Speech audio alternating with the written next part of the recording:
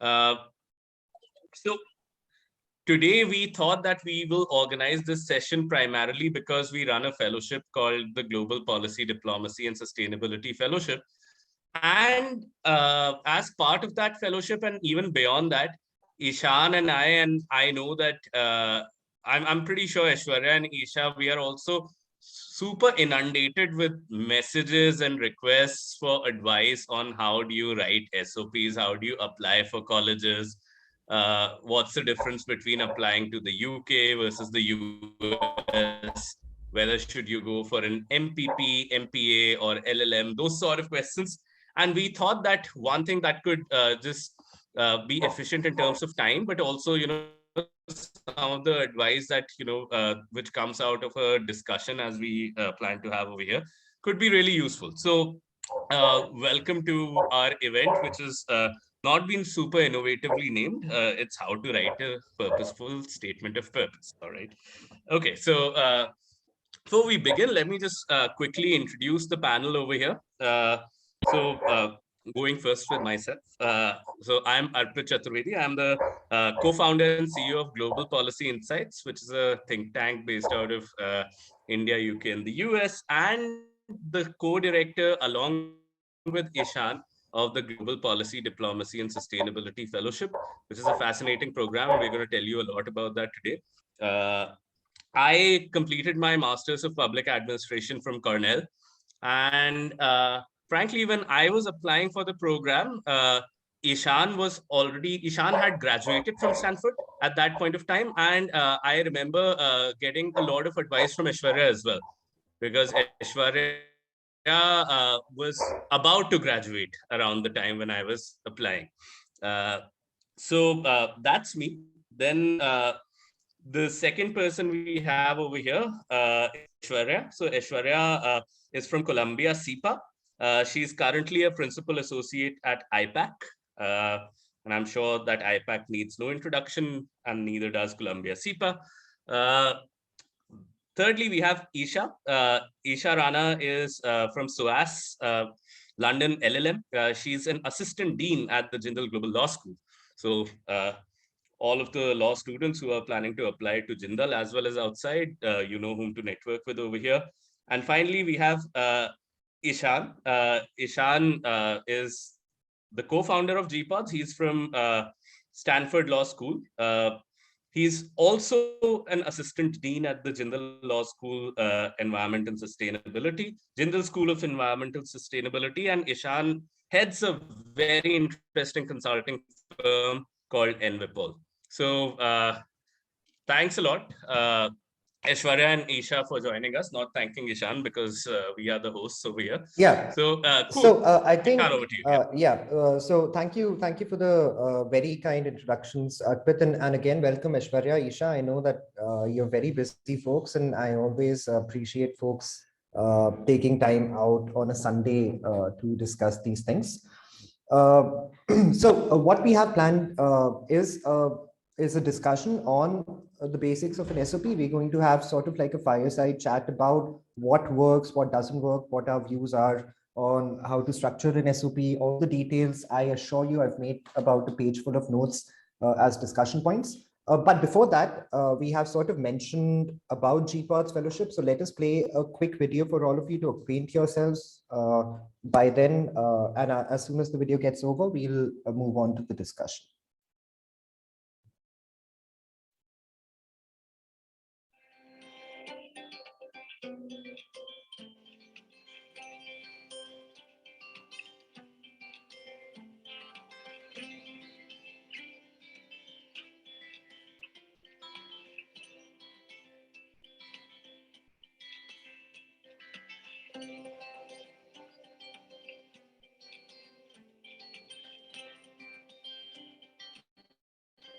GPODs has helped us build such a rich network of professionals who are truly global, and to be able to have such dynamic conversations and learn so much from my peers and be pushed to think about policy and the environment and sustainability in such different ways has been such a gift. I come from a totally quantitative background, and this program has given me given my mind some great wins because I've met mentors from different walks of life and transcending many different avenues of human endeavor.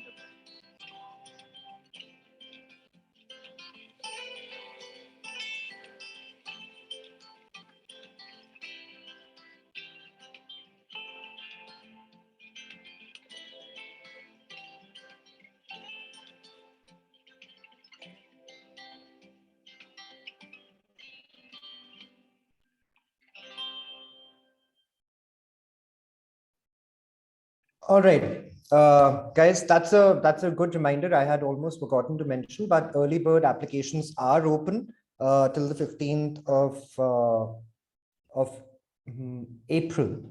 So please log on to www.gpods.org to check us out. I also want to say a quick hi to all the fellows and alums in the crowd. I can see Abhishek in the list. Hi, Abhishek. Nice to see you.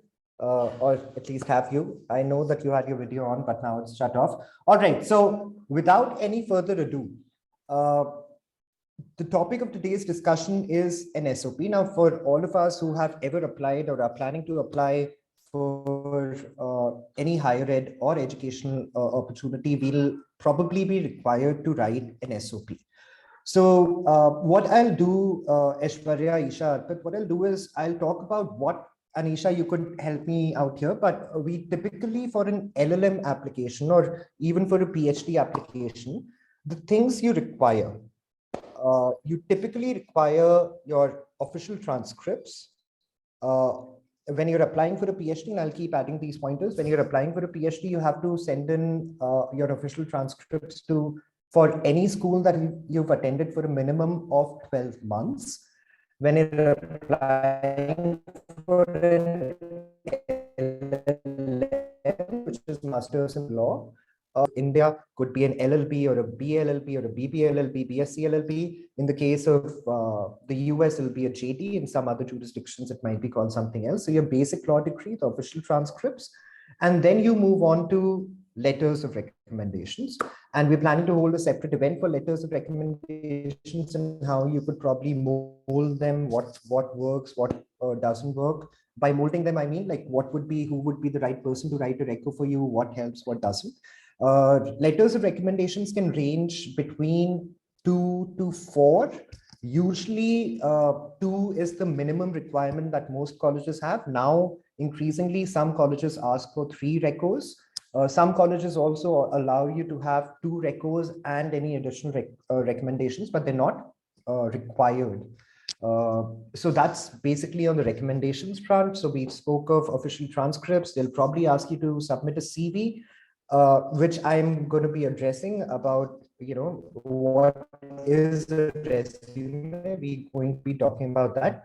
The pivot of your application is your statement of purpose.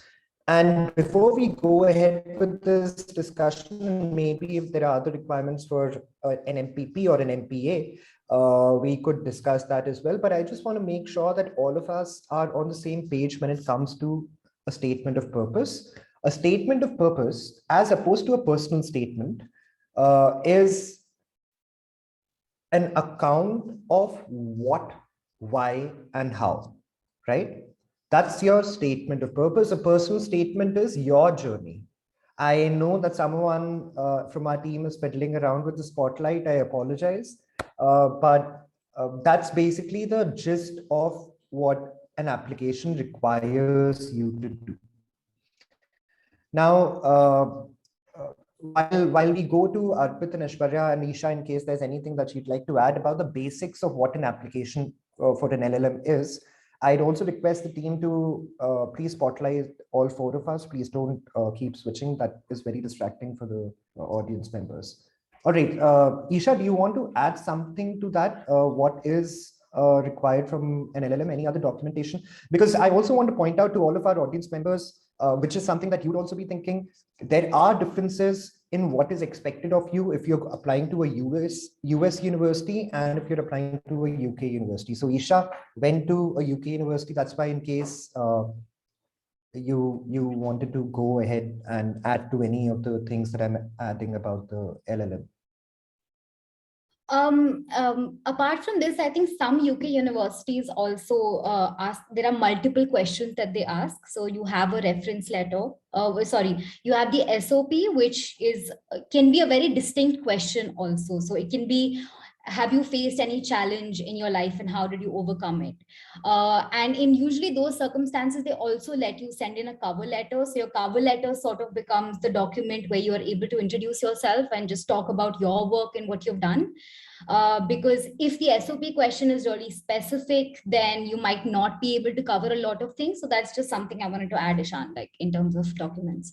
All right. That's actually a very important point which we'll come to, which is also the length of your SOP, but I think we'll come to it in a bit. Arpit, if you'd like to distinguish if there are any specific distinctions between an MPP, MPA, or an LLM? Sure. I think I'd like to bring in Aishwarya on this as well. But one thing that I wanted to just say before we get into any of those discussions is that please check the requirements of all of the colleges that you're applying to well in advance, months in advance, because you know, don't be in for a surprise. A lot of times when you're submitting documents, when you're submitting essays, you could be asked to write multiple essays for a particular college. I remember for Fletcher, there could be a number of questions or a list of questions out of which you had to just answer one or answer two of them. So, and all of these could have different focuses, different angles to them, different word limits. Extremely important to cover that. On MPA, let me bring in Ernest. I remember I had exactly asked this question to Aishwarya many years ago, and she gave me a super detailed reply, which I simply copy and paste a lot of times when people ask me. So over to you, Aishwarya. So I think an MPA in general, similar to an LLM in terms of transcripts, in terms of your documents is similar. You also do often have entrances, either the GRE, the TOEFL, the IELTS, different kind of entrance scores work. Sometimes some schools even accept LSAT. So if you're applying to both LLM and policy schools, there are some schools that accept that, some schools that don't. So like Arpit said, please do check the requirements. Another thing I'd like to flag is some policy schools, in fact, in the recent times have moved away from a written statement of purpose to a video essay. Many of them ask for that, but in essence, the content, what you're trying to convey is very similar. It's just that the medium changes from a written letter to now having to do it over video. Also, some schools do pay attention to the application form in itself. The form sometimes has these short 100, 150 word questions that would address some things that you might want to fit into your statement of purpose. And since you often work with a word limit, it helps to know what information would already get conveyed in the admissions form directly, so you can cut that out of the statement of purpose and use that space to communicate something else. So it just helps. Often these application forms are on an online platform. You might feel like you can't start that until you're actually applying, but many of these schools allow you to save your progress, move forward and backward, and work across letters. So just make sure you take a look through the entire process of everything they're asking for, because then you'll have a sense of overall which place you want to communicate what about yourself. Absolutely. And just to add very quickly to what Aishwarya said, a lot of schools have also started. In fact, they have always been asking for a Quant Cv in addition to your regular Cv as well. So you can include any of the economics courses, mathematics courses, statistics courses that you've taken. And I remember, on the audio, on the videos SOP as well, Cornell SIPA, which I eventually attended, asks for a written SOP, and plus they used to have this recorded interview. So essentially, the machine would ask you three questions. It'll give you 1 minute, and you'll have to respond to all of the three questions in a minute. So much like a TOEFL sort of an experience. Also on language requirements, I now see a number of colleges also accepting Duolingo tests. Right. So you'll have Since to the go pandemic, to right? Yeah, since the pandemic. So you'll have to go to their websites and check their exact requirements.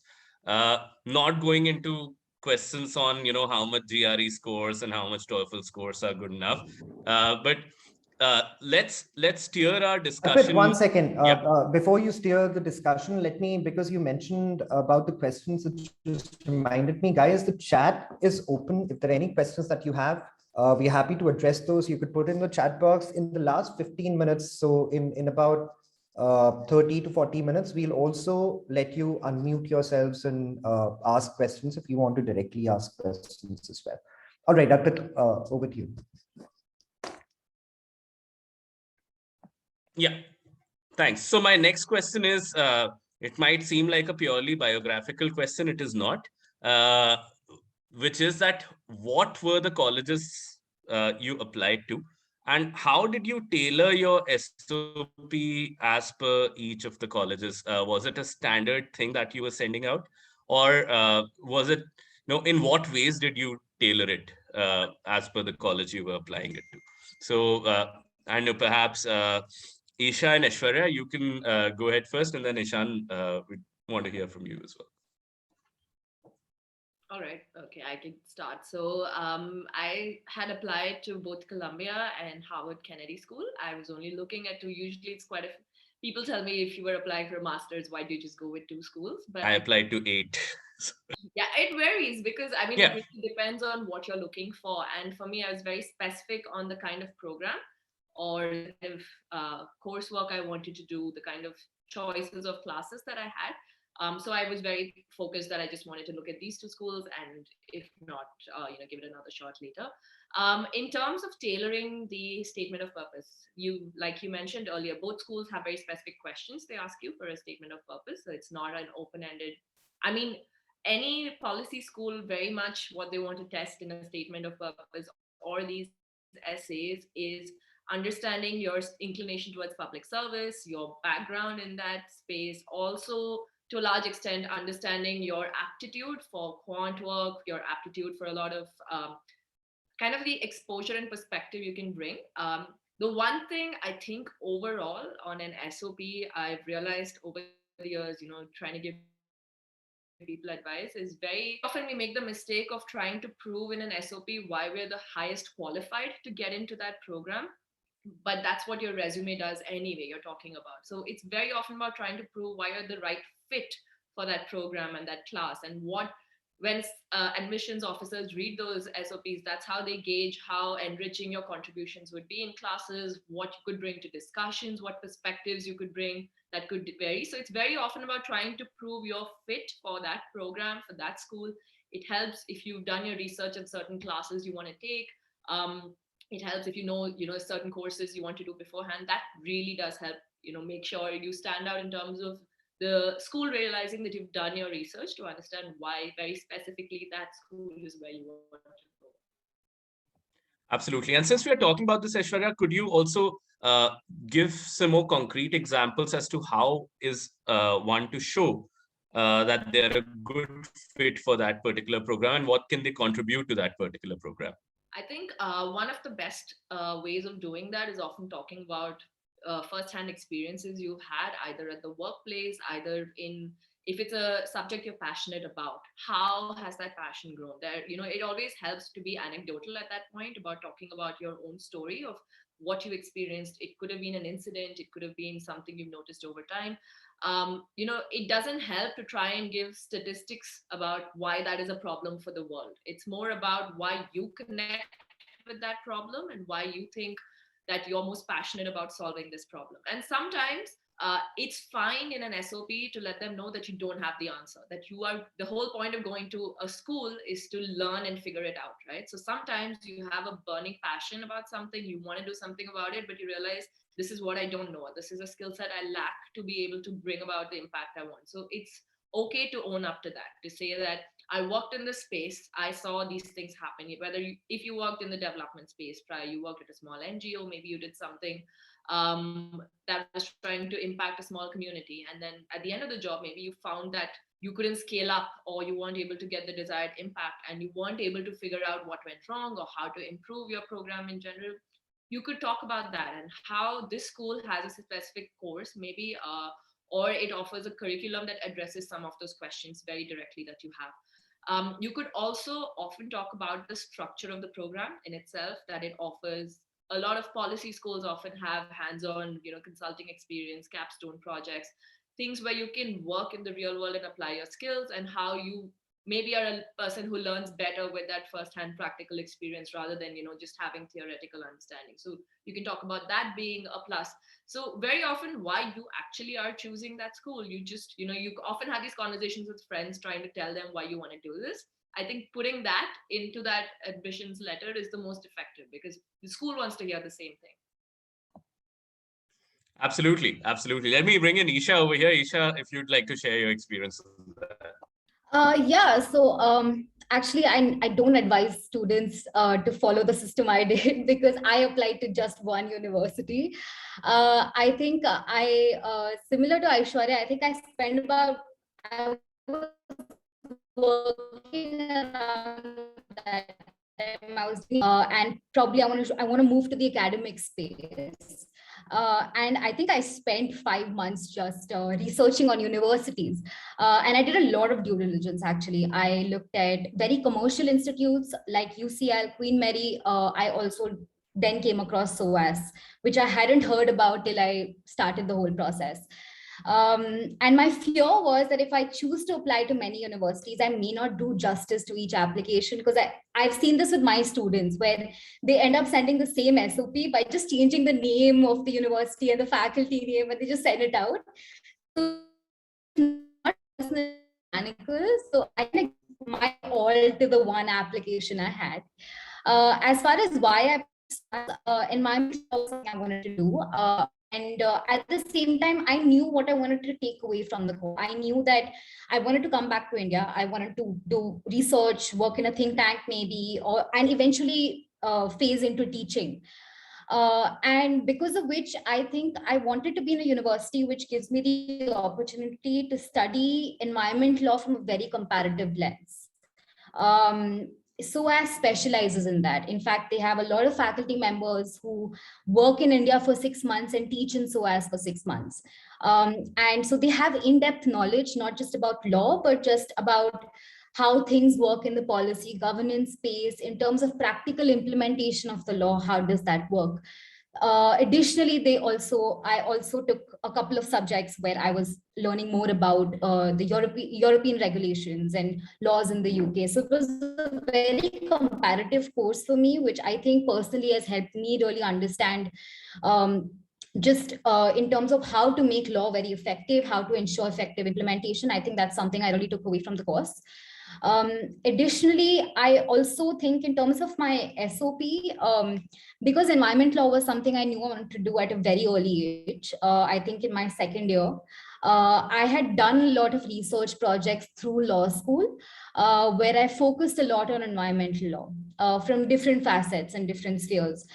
And I put that all down in my SOP. I mean, all of that, I spoke about my experience. I spoke about subjects that I had taken and what I took away from them. So in fact, I spent a lot of time drafting the SOP as well. I think one key thing to take away, start working on it early, because an SOP is this really complicated space between it's a professional document, but at the same time, it has to be really personal. And to sort of create that balance between those two, I think that takes time, where you're able to tell them exactly why you deserve to go for this particular program, what do you want to take away from it.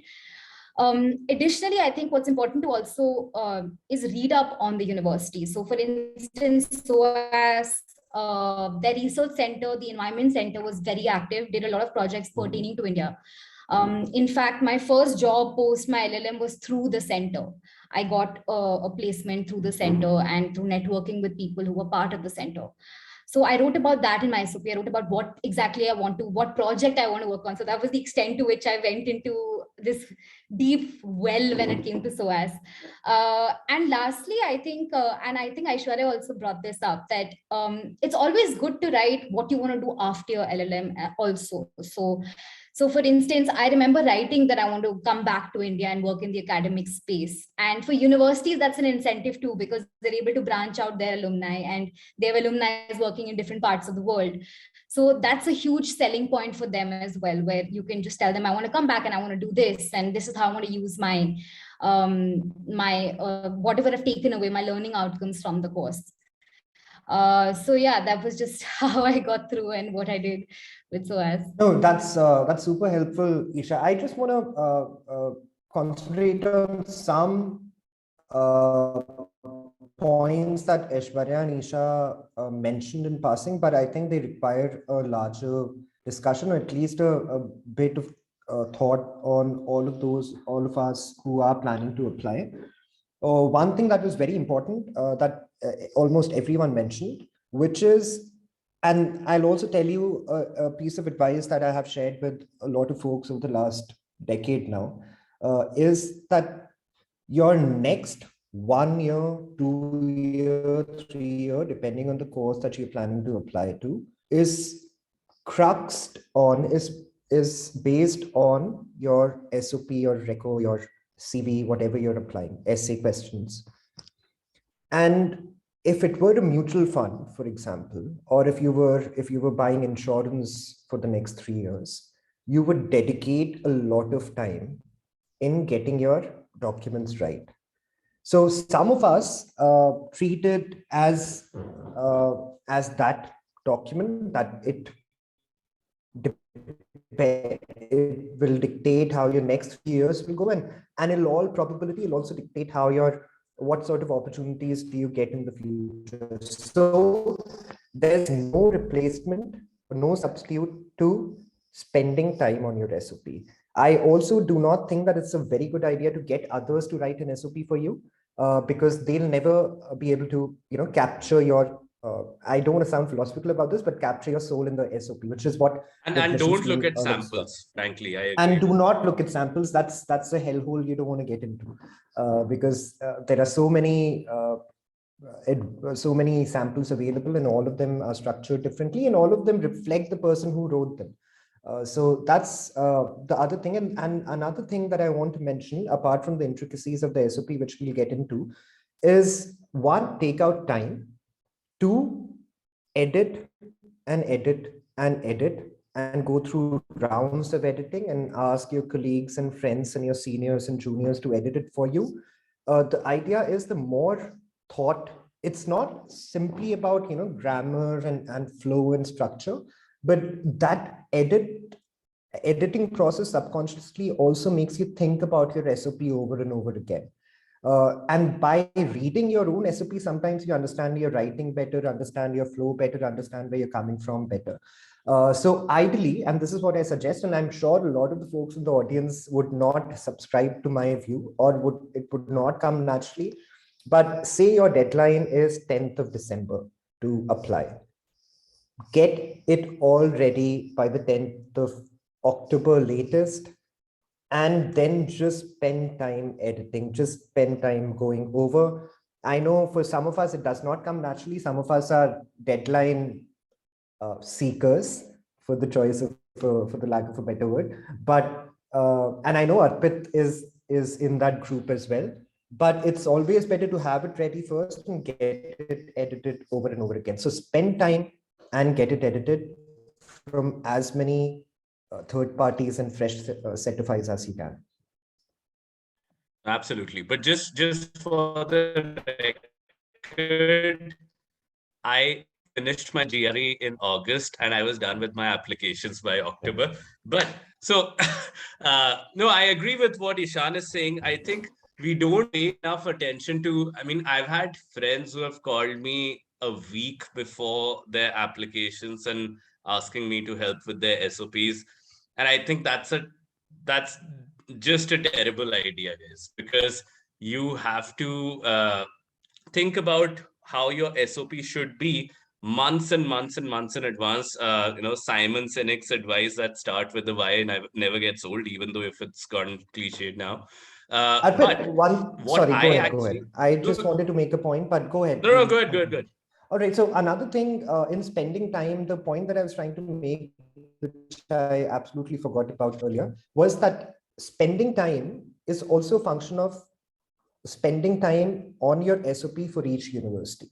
Yeah, so absolutely. As Isha said, it's not you have a 1,500 word draft ready and change University of Michigan to University of Columbia and just send it across.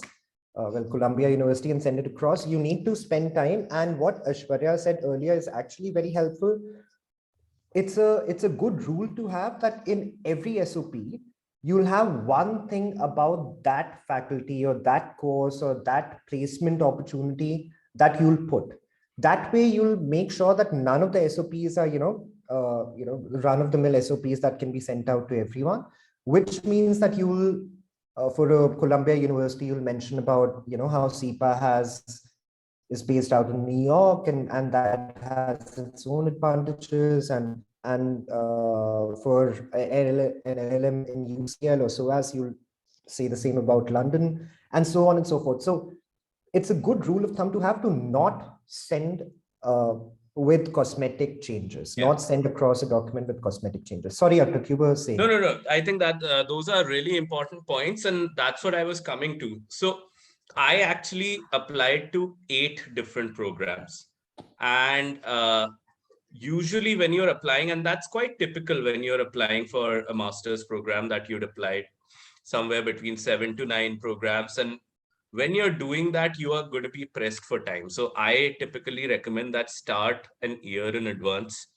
And you'd also be confused that, okay, when you have so many different programs to apply to, when you have so many things at your plate, where do you start?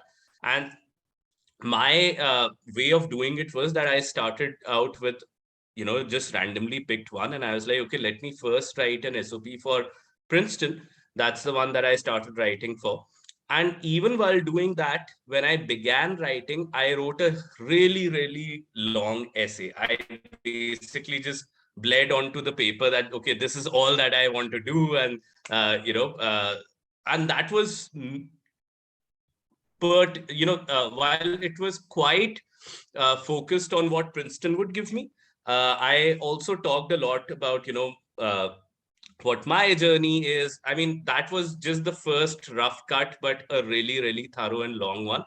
And then I thought that, okay, I will use this document as a base to see how I can tailor it to other programs.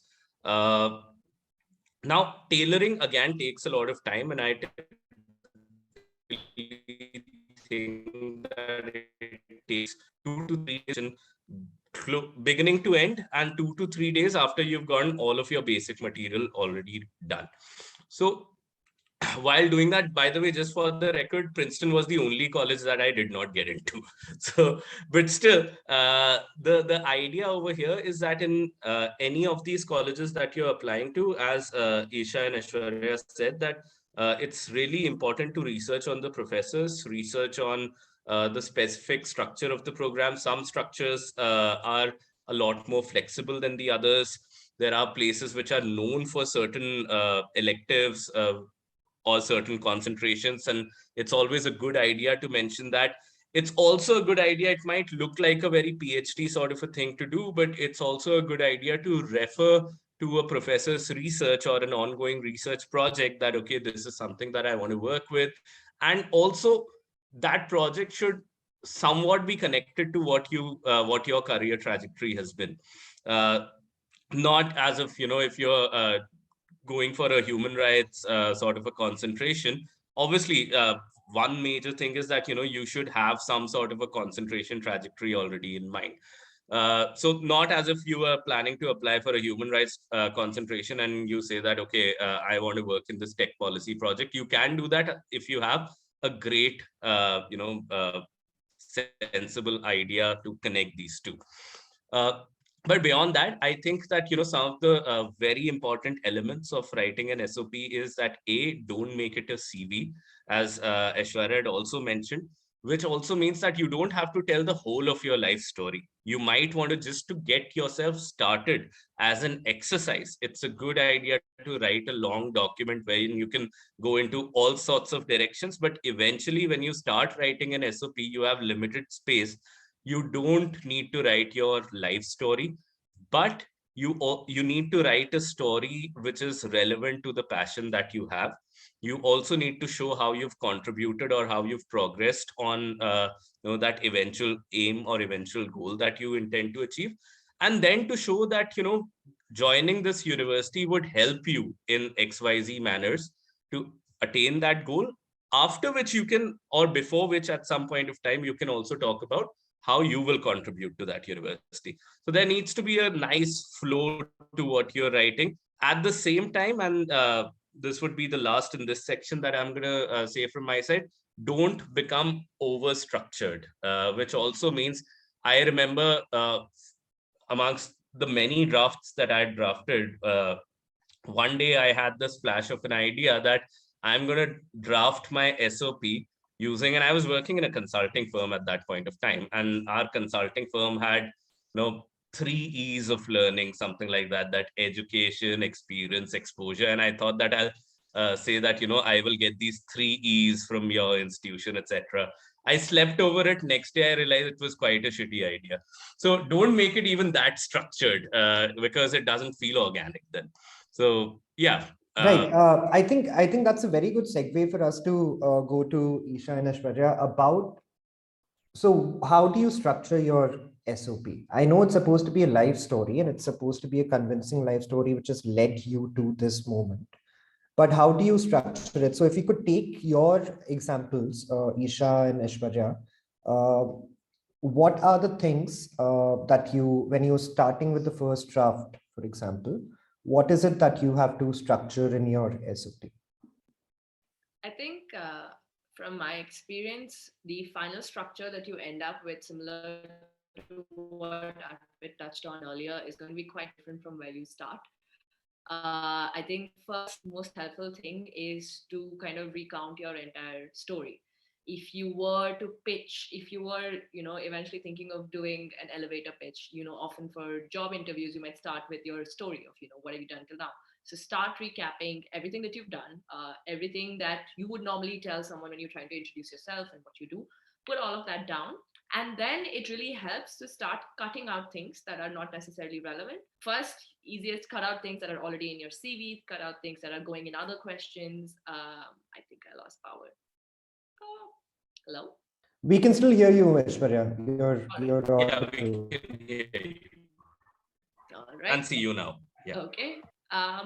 Yeah, so I was saying that it really helps on one front to really start cutting things out, things that are already being mentioned. All right. I think Aishwarya sort of dropped off. Isha, would you want to pick up that question? Yeah. I think, like Arpit already mentioned, the first draft is always going to be the longest because that's the most enthusiastic you are with the draft. You talk about everything on paper. So it's always going to be the longest. But just talking about my CV and how I had eventually structured it, I started it with, talking about certain dilemmas or questions that I felt really that I felt were burning questions when it came to environmental law, and I tried to connect it to an Indian context. But apart from that, I think I dedicated a small paragraph just about college because, as Aishwarya mentioned, there's a lot in terms of your research and things that you will write in your CV. So there's no need to waste the word limit on that. Yeah, no repetition. Yeah, but what I did focus on was I talked about electives that I had taken through law school and why, what I took away from them. Then I spent a short bit just talking about my work experience, which was very limited at that point. But I didn't write about, oh, I did this case and I did that case, but I wrote generally about my experience of, say, working in the NGT and Supreme Court and what that taught me about the subject. After which I then I spent a significant amount of time talking just about the university. So I think Arpit and Ashan have already mentioned this. I spoke about a specific faculty and what about his work has really pushed me to apply to SOAS. I wrote about what I hope to take away from the course and also how I would sort of, what kind of things would I bring in as an LLM candidate to that course. And yeah, of course, as I concluded with just talking about what I hope to do after my LLM, I think it's also important, of course, you may not have your niche figured out just yet. For instance, a lot of people apply for a general LLM. I think what's important there is to maybe you can highlight, because in a general LLM also you can pick certain subjects, right? You can pick, say, human rights and IP law. And in your CV, you can write about how you want to look at, or IT law, sorry, and you can write about how you want to deal with the issue of right to privacy, and you want to explore that as an option. So, for instance, I had taken environmental law subjects and I took ADR, which was just completely a very different subject from any other environmental law course. Yeah, for non-lawyers, ADR is alternative dispute resolution. Oh, right. Yeah. And that's because one of the questions that that I spoke about through the course of my SOP was how I believe that access to justice from the perspective of the NGT and Supreme Court can be a very long process, and maybe there may be a need for an alternate dispute mechanism for dealing with specific environmental issues. So, and the reason I'm saying that is because universities now, and I think in terms of the need for,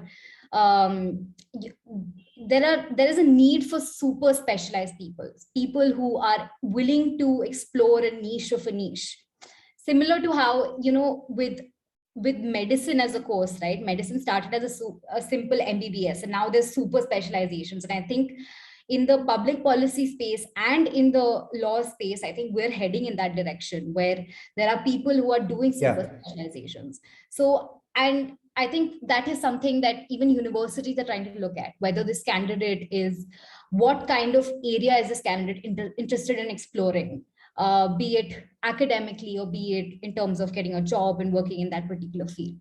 So I think those are really important things to keep in mind. One more thing I think Ishan raised is, because I constantly get this question on LinkedIn, can you please send me a sample SOP? Please don't do that. Speaking from personal experience, I had asked Ishan for his SOP, and it really clouds your judgment, because when it comes to you having to write it, and Ishan works in a similar space as me, and he's an environment lawyer himself, it just really clouds your judgment, especially when it comes to drafting your SOP, because and I think it's better to just go to people and ask them. If you're in college right now, go to your faculties. They're there to help you. They'll advise you. It's better to go to them to ask what all can you include in a CV, because then they'll cover basic structures and give you a brief on what are the questions you should answer or how should you structure it. It's better to have that in terms of guidance than taking a sample SOP, because that can really cloud your judgment. Except there are also certain universities that provide sample SOPs on their website, because they have a distinct structure of how they expect you to respond to, how they expect you to draft your SOP. So in those instances, you already have a sample in place. But I think SOPs, it's so personal that it's always better to draft them yourself than have people send it has to be your statement of purpose, not your friend's colleague who did an LLM's statement of purpose. So I think that would be a bit on. I think that's actually very helpful. Before I go to Aishwarya and let her finish her what she was talking about, I just want to quickly tell everyone that in about we will be taking your questions. We're noting your questions, so we'll be taking those up. In about 5 minutes, we'll also allow you to raise your hands, and then we'll unmute you, and you could ask your questions directly. I also just want to quickly stress on what Aishwarya was mentioning actually before her internet had an issue, is that, and Isha also mentioned, Arpit started with this topic, do not look at, so you have a 1500 word SOP limit. So your first draft will be 15 or 1499 words. Don't do that. Write whatever you want to, and then edit things out. Because if you start with the dilemma of, I cannot go beyond 1500 words as soon as you start your first draft, that means you'll definitely be losing out on a lot of things that should have made it to your SOP, because you're being very selective in that one moment and probably not being as rationally selective as you think you might be. And the second thing is you will restrict your flow to that first draft. So you would not allow a new structure to blend in as you go along with your editing process. So I just wanted to specify that And we'll go to Aishwarya. I know we have a lot of questions, so we'll also take questions after this. Sorry guys, had to drop off for the internet, but I was talking about cutting down your SOP, removing things that were already being mentioned. And in my own experience, in fact, my final SOP ending like a big failure story of I didn't have my past career experience. I could talk about things working in a think tank in Delhi with a research kind of background, but it wasn't your success story. It was not us being able to overnight change a policy or impact national level education outcomes or any such thing. But it really went into where I saw the problem in not being able to do that, and why I think working in community action and why these kind of programs we're trying to build community strength don't work in India, and where the loophole is, and how in my experience I saw firsthand, and a lot of it often in my personal experience was the lack of taking data seriously, the lack of working with evidence-based policy. This is almost a decade ago. It's very new in the space. Today you have a lot more happening with data and tech being involved in the policy and social space, but it wasn't the case before.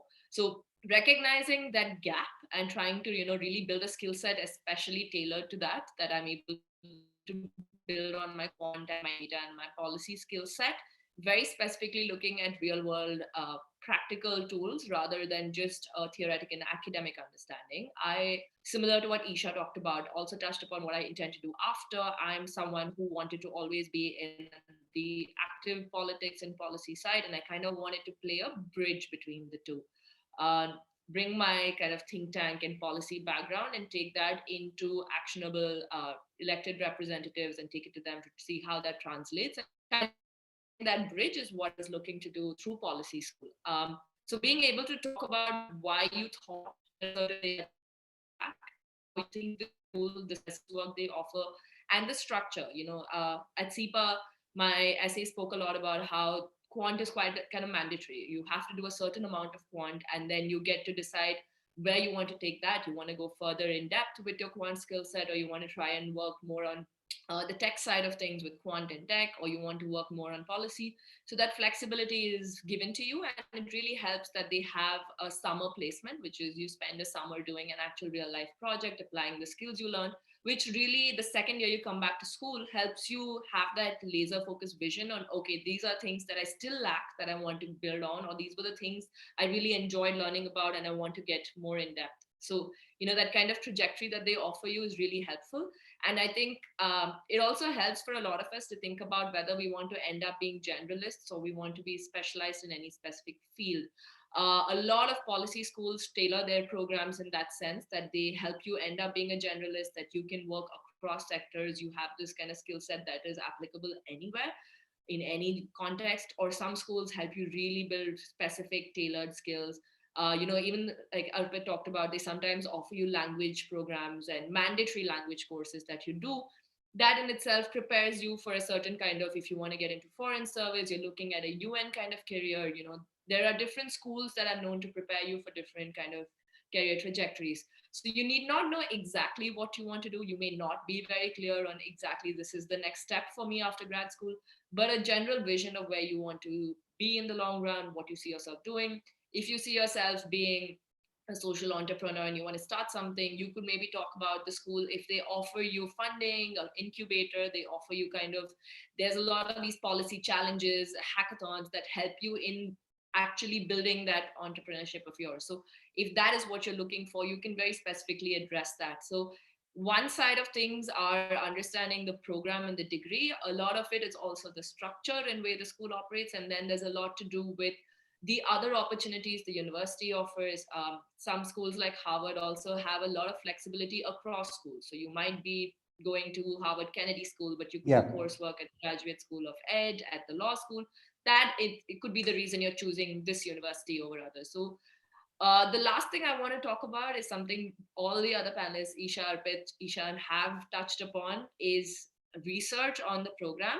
One piece of advice I constantly give folks is something I wish I had known, is you don't have to restrict your research to just reading through the website of the school or their brochures. admission offices are very accessible, very approachable. You can write to them, you can set up a Skype call. You could literally have this open-ended conversation with an admissions officer to understand, get your questions answered, what the program could offer, what alumni do. Sometimes programs set you up with alumni in your country or in your space. They would help facilitate those discussions for you to figure out if the school is the right fit. So do take advantage of that opportunity. We often tend to hold back that we don't want to reach out too much to the school until we've gotten admission. You don't have to do that. Admissions offices are very, very accessible. So at any point you have questions about the school, their coursework, how things work, even you want to understand more about their admission, like their SOP prompt, you're not clear, always feel free to reach out to the schools directly. Also, I just want to add one little thing over here. That's regarding the quant requirements, because I get this question a lot that a lot of people would get dissuaded from applying to a particular school because it has explicit quant requirements, and you could be coming from a pure humanities background with minimal experience in quant. And my suggestion over there is that don't get deterred by it. I came from a history undergrad, and I did my MBA, but I can't say I took a number of quant courses, but I can't say that I got a straight A in all of those. I still applied to some of the quant heavy programs and got in, including SEPA, even Georgetown. I remember at that point of time asked for a Quant Cv. So the thing is that you should still, through your CV, through your projects, etc., you can just communicate that you've worked with numbers. As long as they feel that you're comfortable with it, you don't need to be, a A-grade mathematician to get into the program. So don't get dissuaded by that. That's Right. To add to the point, Go ahead, Aishwarya, Aishwarya. the quant coursework, Yeah. I also come from a pure humanities background. The last time I did a math course was 10th grade, and economics, I haven't touched any of that since. And I applied to a quant heavy course at SEPA and gotten. You didn't A quant resume does not necessarily only have to list coursework you've done. It could be in the course of any work. You take on a research project, the basic like Excel data analysis work that you work with, structuring numbers, trying to, what they gauge is an aptitude. And a lot of schools also offer you a concession that if you do not have direct quant skills, you have a kind of a boot camp. Like SEPA had this 1 week in orientation, you have an additional math program to do that just helps you reach the level that everyone else has. And that is basis your past work with math and quant skills. If you've not done any, the school offers you that bridge course and a link course in a way. You do it for a week and then you're ready to start off at the quant level that everyone else has. So the quant resume, often we tend to cut out even basic online, like secondary research based number stuff that you've done. That also does count as quant work, as long as you're able to understand how you want to use your quant skills or able to show the aptitude to pick up on quant. That also suffices. Yeah, I think that also addresses to Han's question where he was asking, are online quant courses enough? So I think Aishwarya has sort of taken up that question. I just want to also remind our audience, and especially the GPODS fellows and alums who are here, they can vouch for it, that at the GPODS fellowship, what we also do is we help people structure their SOPs and LORs, and a lot of the times there's a lot of back and forth, and I was mentioning earlier how you must go through rounds of edits and through rounds of getting a third set of eyes or third party to look at it and that sort of a thing. So in that case, GPODS fellowship also offers you that opportunity. Again, Arpit and I are very, very happy to edit those. But again, we have more than 60 global leaders as your mentors in the GPODS fellowship. It adds a lot to your CV, and that is one shining light of most of the SOPs that go through. In fact, we have a very, very special distinction that almost all of our fellows have gone on to do an LLM or an MPP or even an MSc in environmental studies and all from the best universities across the globe, including Harvard and Columbia and a bunch of other things. So you could always write to us, know more about GPODS. We'll put this website in the chat box and you could get to know more about it. Before I move on to the specific questions that have come up, and I understand that we're short in time, But I just want to address one thing that Arpit had sort of mentioned, Isha had also touched upon, is that it's always, you have to, when you're applying, the first thing, the first input that you receive is, what's my plan B? Or, what's my safety net when it comes to college applications? And Isha is an exception here who applied to just one, but most of us apply to multiple universities because we're not sure whether we'll get through, a tier 1 university. I just want to let you know, and I share this with everyone. It is, if a class size is 60, and that's why you're not applying to that university, because, they only select 60 people from 600 applications. Well, you are not asking for 5 seats for yourself. You're only asking for that 1 seat. So you have an equal chance of competing with anyone. So do not lose faith in yourself before you have applied. Apply and then check for yourself. It's a lot about the kind of considerations that you've put into your SOP, the kind of work ex that you have, and so do not get bogged down before you have even started. Do your best, apply to a few universities, and then see what happens. Now, because I mentioned this, I'll come to a question that asked us about experience. So do you need to have experience before you apply for a master's? How much, if at all? Or is it okay to not have any experience and go ahead with your application? So we'll go to Aishwarya, and then we'll come to Isha, and then Arpit, I know that I think I can comment much in detail on this, but yeah, over to Aishwarya and Isha. So on WorkX, I think universities vary anywhere between 2 years to 5 years is kind of the average that I've seen of people who come into grad school.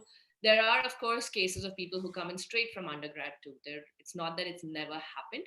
There are such cases that do exist. But my word of advice would be, especially if you're looking at an MPA and in the US, which are often very work experience oriented, real life, experiences oriented, it does help to have some amount of work experience coming in, because you take away the most from the course then, because you have some context, some understanding of the space, what you learned, how you apply it, because these courses are not very academic and theoretical in that sense. It's the simple distinction. In UK programs, often you have a dissertation or a thesis to finish up your coursework.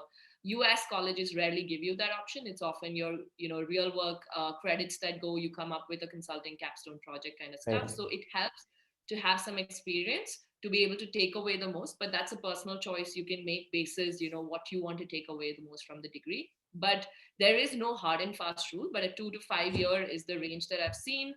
There have been exceptions still beyond.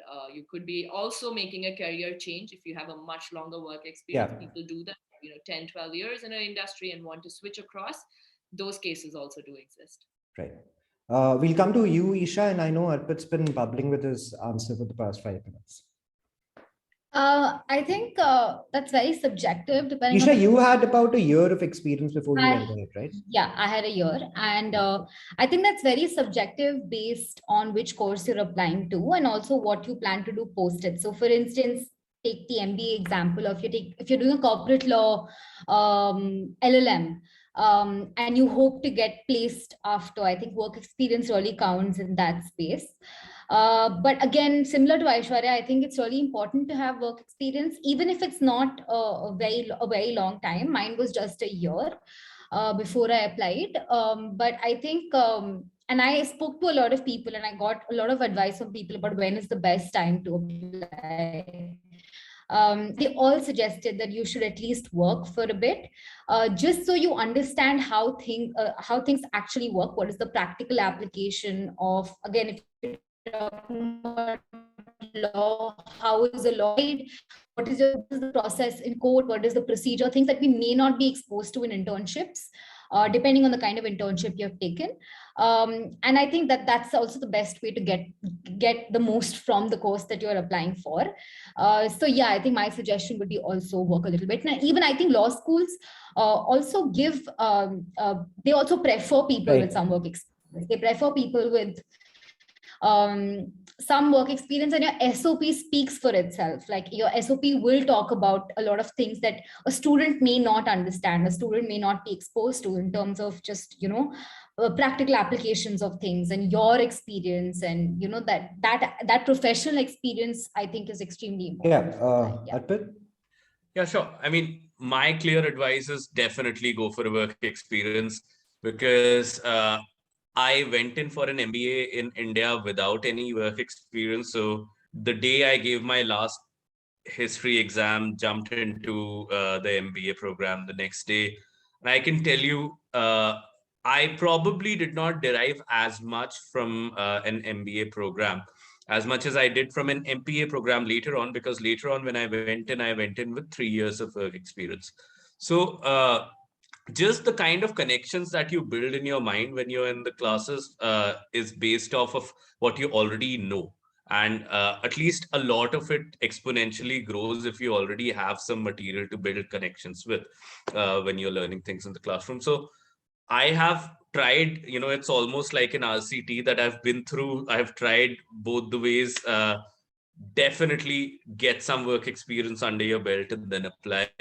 It's going to help you in many different ways. I also was able to get a TA-ship for my capstone course for 2 semesters because I already had substantial work experience, no relevant work experience under my belt.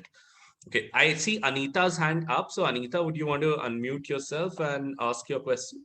Yeah, thank you so much. So I wanted to ask, I am thinking of taking a course in public policy and governance.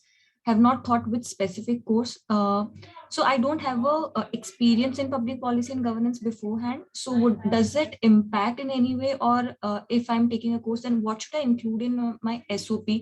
Though I have identified the problem statement, but since I don't have the experience in that particular sector, so how should I structure the SOP around policy then? Okay, Aishwarya, do you want to take that first? Yeah, so Anita, I just want to also understand, do you have experience in any other space prior, or is it straight? Hello, Anita, can you hear me? Yes, I have. Yeah, so if you have any kind of work experience, even if it is not in the specific sector, like I mentioned earlier, there are a lot of career changers who often want to come into this space. So your entire statement of purpose could talk about the work that you've done, but your passion and your purpose, your reason for choosing to come into the governance and policy space. So what is it that drives you? What is it that you're looking to do? Maybe you've been in kind of a corporate work culture and you've been wanting to pivot into finding work that has real world impact. You want to talk about being able to contribute to a specific space or sector. You can talk about your why as to why you want to get into this now and how you want to get into that space.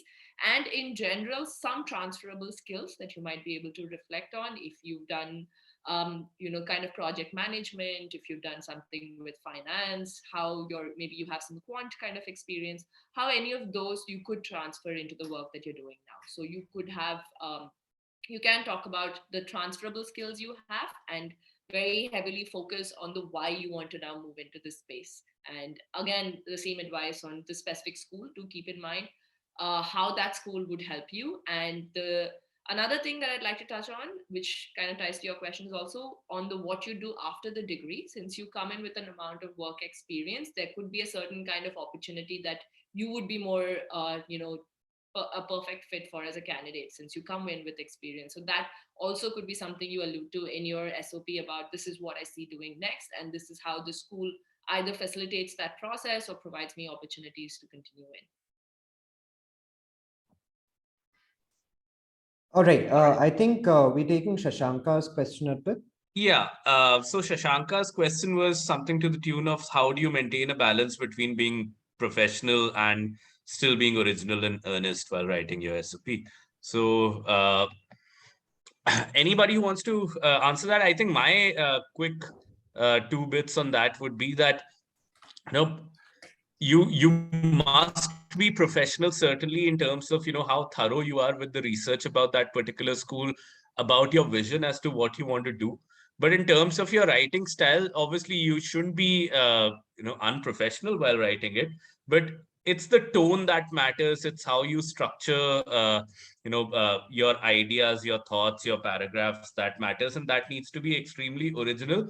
And also, may I say, obviously with some exaggeration, uh, entertaining in some ways. Not entertaining really, but in a way that somebody really wants to read. It doesn't just read like a boring drab paragraph. And that's why being anecdotal about it, as I think Aishwarya had mentioned earlier, helps a lot, because the reader really connects with your personal story.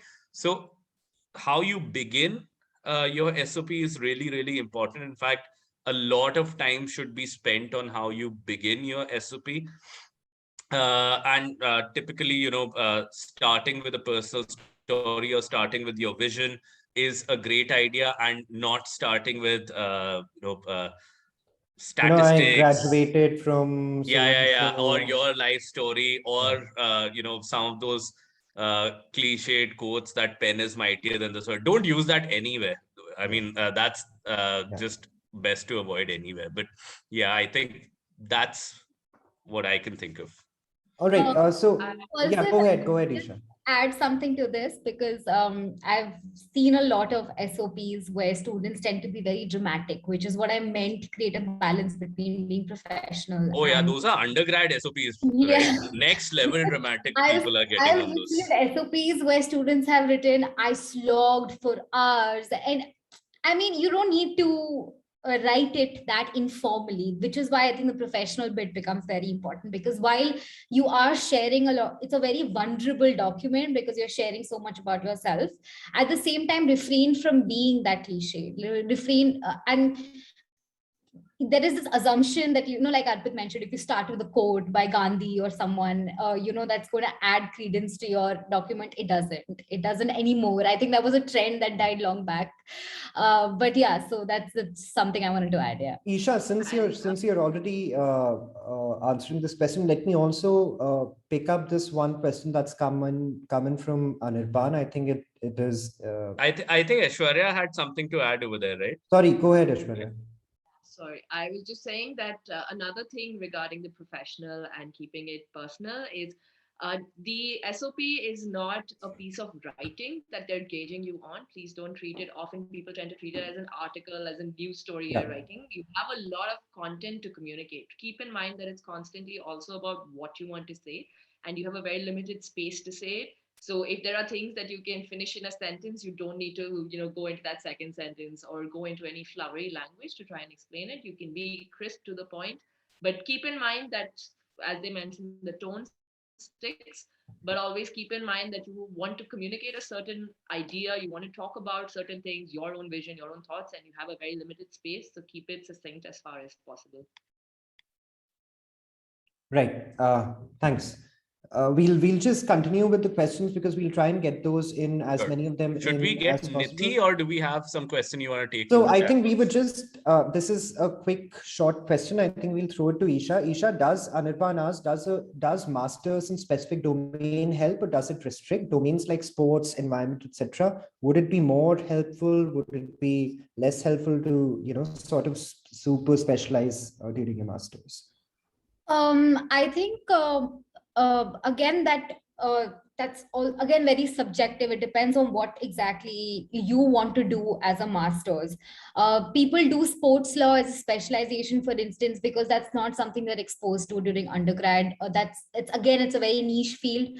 Again, I think people do end up doing niche fields because I think the job market, the number of the demand is a lot, but there are not enough candidates in those areas, especially sports law and things like that in India, which are really evolving. Um, I, uh, I do think that we are moving towards a time where there Specialization. are Yeah. specific niches that are coming, specializations that are coming up. So, for instance, in environment, climate change is a specific niche altogether that people are just specializing in climate change and climate action. So, I do think that adds to your that's an extra feather in your cap. I Right. think that definitely adds to things. So I think if there's a field, there are job opportunities and market opportunities. So I think specializations are not bad. But if you want to leave enough room for you to move into another dynamic profession altogether, or paradigm altogether, as Aishwarya was mentioning earlier, then you might want to be more generic. All right, we'll go to Neeti now. Neeti, if you could unmute yourself and ask your question, then we'll come to Prerna, and then we have a bunch of questions on the chat box as well. Guys, I just want to announce we have a hard stop in 15 minutes, so if you're not able to get through to your question, please feel free to connect with us, and we'll try and answer those over a call or over email as well. Yes, Neeti, please go ahead. Am I audible now? Yeah. Yes. Hi, so I have a question regarding PhD applications. I'm currently pursuing my master's. So Right. how differently should I treat my PhD application than master's application? Secondly, like most of the applications are also, sometimes there's no different application for financial aid. So how should I accommodate that perspective in my SOP? And third question that I have is like, if I have an experience with Big Four, which is like a consultancy firm, and like more in the professional sphere, and academics and PhD goes into more academic sphere. So how should I justify my experience of professional sphere into this, SOP for PhD? Like how can I manage? All three, Neeti, all three are very. I think Ishan can take them since Ishan is joining a PhD program soon. So yeah. So first about your PhD SOP, Neeti, it is completely different. With the master's SOP, it's more about your journey, what you want to achieve, what you have done in the past, what really drives you. PhD is more formal. It's about the gap in research that exists and what your research is filling in, or how you'll fill in that gap. So if we take Isha's earlier example of environment and ADR, alternative dispute resolution. So for example, in arbitration in environment, that's a gap that might exist if there's enough research on it. And then you establish through your SOP in your PhD application as to how you'll fill in that gap. So that's the basic difference. It's more formal. In the UK, you would be asked to submit a research proposal, which is anywhere between 8 to 10 pages. There you'll have to have your introduction, you'll have to have your gap analysis, you'll have to have your methodologies, you'll have to have your hypothesis, you'll have to have your references. So that's a whole a mini PhD thesis, if you like, in itself. For the US, it's more of an SOP, a 2-page SOP, but that SOP, as I mentioned, is completely different. About transitioning from a professional space to an academic space, or PhD admissions committees preferring people with academic experience. Let me first be absolutely honest. Maybe there is a preference towards people who are coming in from academia, because you're not having to establish that you're oriented towards research. That comes with being in academia. But having said that, you should not feel that the chances are more difficult, because after PhD, only about 55 to 60 people, 60% people move into academia or go into academia, which means that 70% of the folks who are coming in are professors, and only 50% are going to academia point, or then jumping into academia point. Yes, professional folks usually take it as an opportunity to get into academia, but that is certainly no restriction. And I would still suggest that even if you have, if you do have an experience from the Big Four, then you will actually stand out in itself.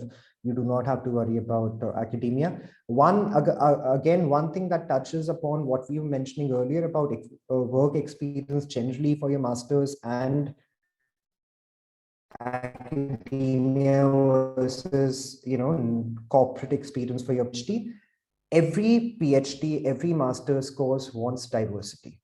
So they would not get 20 law clerks as their batch of LLM, and they will not get 20 HR consultants from their batch of CPA or whatever, which means that do not think that your profile will hamper you, or your not having any work experience for your master's will hamper you. It will be, you might be better off if you have a work experience, but that will not preclude you from getting admitted or completely decimate your chances of getting through. Niti, I'm happy to have this conversation separately as well. This is very interesting. All right. We had another hand up, but if not now, we can probably take some more questions from the. I think let's do chat that. box. Let's take Yeah. questions from the chat box. Again, we have a hard stop in about 5 to 7 minutes, guys. So I'll invite all of you to write to us or at info@gperls.com, and we're happy to discuss it. Arpit, I think Arpit, Aishwarya, Isha, whoever wants to take this up. Pranay says, I got into Teach for India this year, planning to apply for second masters for IR. How should I approach my SOP? Will this be 2 years of will these 2 years of fellowship experience be beneficial for him? Okay. So my quick bit on this is that, see, when you look at the discipline of IR, and I'm talking from more of a practitioner's perspective from my think tank, I don't have a degree in IR. It typically has three subfields. Number one is international politics. Number two is international trade. Number three is management of global commons. So environment, global health, etc., etc. So now it depends. I cannot give you specific advice, but it depends on how you can leverage what you are learning at Teach for India and connect it to either of these issues. And if you think that what you're doing at Teach for India has something to do with global politics, or it has something to do with the management of global commons, how do we manage, access to education globally, things like that. And what is, in some manners, what's the diplomacy aspect of it? I think those would be, typically useful trajectories to talk about in IR SOP. But I don't know. I would also like to add just one thing, that if this is your second master's, an important point to address in your SOP is why you want to do a master's again. Because schools should not take it that you're just doing it for the heck of doing it. There's some specific reason why you chose to do another one. It could be a change in subject. It could be that you have, you found an expertise that you want to deep dive into right now. So make sure your SOP addresses that question specifically of, if this is going to be a second master's, why specifically are you choosing this program and this school? In terms of your question on your 2 years of fellowship being beneficial, it really depends on what you've done previously. And like I said, if this fellowship can prove your point better for why you want to do the second master's, in that case, yes. But there's no hard and fast rule that the more fellowships you do, the more years of experience, it makes your candidacy stronger. It really does come down to how you link it all together, and where it leads to the logical point of what you want to do with this and where you want to go next with it. Yeah, Isha, do you want to come in on this, or shall we go ahead with the? No, I think they've answered the question. All right, perfect. So because we are conducting this event under the aegis of the Global Policy Diplomacy Sustainability Fellowship, guys, I just want to point out that the fellowship was also set up with the view to give people who are at the watershed moments in their careers or academic lives to pursue what they want to. So you do not, if you want to do an LLM or a specialization at Fletcher or wherever in IR or in public policy, you'd be able to deep dive into each of these subjects at the fellowship. And on the other hand, if you want to try out something completely new, so you're an environmental lawyer, or you're a corporate lawyer, and you are planning on an LLM, and you're suddenly thinking that, what about policy? You could also have a taste of CPA, comparative public administration, and international political economy at the fellowship, while also networking with people who take those decisions. So that's a brilliant opportunity that is there for all of you. I'd again invite all of you to get in touch with us. I'd like to also thank our panelists. Thank you for taking out the time, Isha. Thank you for taking out the time, Aishwarya.